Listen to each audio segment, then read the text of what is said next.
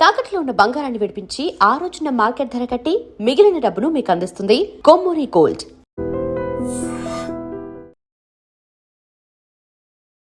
చివరి ఓవర్ వేయమని స్పిన్నర్ చేతికి బంతిచ్చే గట్స్ బహుశా ఏ కెప్టెన్కు ఉండకపోవచ్చు. ఏదో పిచ్ విపరీతంగా స్పిన్కు అనుకూలిస్తున్నప్పుడు, అది కూడా తొలి ఇన్నింగ్స్లో అయితే తప్ప చేసింగ్లో ఒక స్పిన్నర్కు చివరి ఓవర్ ఇచ్చి రిస్క్ చేయరు. ఎందుకంటే స్పిన్నర్లకు పెద్దగా వేరియేషన్స్ ఉండకపోవడంతో వీరి బౌలింగ్ను రీడ్ చేయొచ్చు.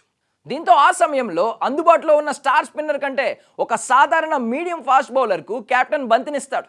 Team India T20 vice captain Akshar Patel విషయంలోనూ ఇదే జరిగింది. ఇంగ్లాండ్తో జరిగిన T20 వరల్డ్ కప్ సెమీఫైనల్లో 7 పరుగుల తేడాతో టీమిండియా ఉత్కంఠ విజయాన్ని అందుకుని ఫైనల్కు దూసుకెళ్లింది. 253 పరుగుల భారీ స్కోర్ కొట్టిన మన జట్టుకు చివరి వరకు పోరాడాల్సి వచ్చింది.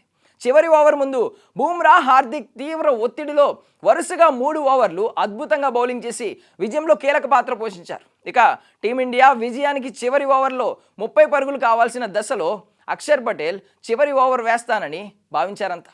అప్పటికే 3 స్పెషలిస్ట్ ఫాస్ట్ బౌలర్లతో పాటు హార్దిక్ కోట కూడా అయిపోయింది.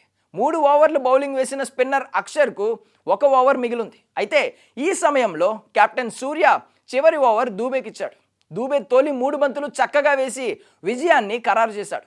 చివరిలో ఆర్చర్ 3 సిక్సర్లు కొట్టినా అప్పటికే మన జట్టు విజయం ఖాయమైంది. ఇదిలా ఉంటే సూర్యకుమార్ యాదవ్ చివరి ఓవర్ తనకే ఇస్తాడని అక్షర్ భావించినట్లు తెలిపాడు. ఫైనల్ ఓవర్ ముందు తాను లాంగ్ ఆఫ్లో ఫీల్డింగ్ చేస్తున్నానని, చివరి ఓవర్ వేయడానికి సిద్ధంగా ఉన్నానని ఈ టీమిండియా స్పిన్ ఆల్రౌండర్ చెప్పుకొచ్చాడు.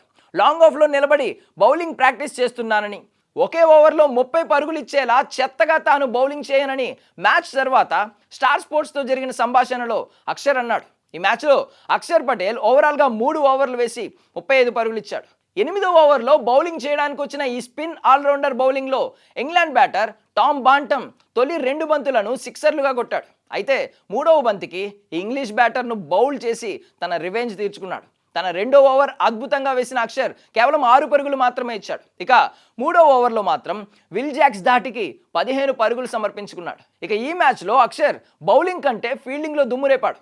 బౌండరీ దగ్గర కఠినమైన విల్ జాక్స్ క్యాచ్ను పట్టే క్రమంలో బంతిని ఆపుతూ దూబేకు క్యాచ్ పాస్ చేసిన ఫీల్డింగ్ ఎఫర్ట్ టాప్ క్లాస్ అని చెప్పుకోవాలి. విజయానికి క్యాచ్ టర్నింగ్ పాయింట్ అని చెప్పుకోవాలి. ఓవరాల్గా సూర్య చివరి ఓవర్ తనకు ఇవ్వనందుకు అక్షర్ ఏమైనా ఫీల్ అయ్యాడా? మీ అభిప్రాయాలను కమెంట్స్ రూపంలో తెలియజేయండి.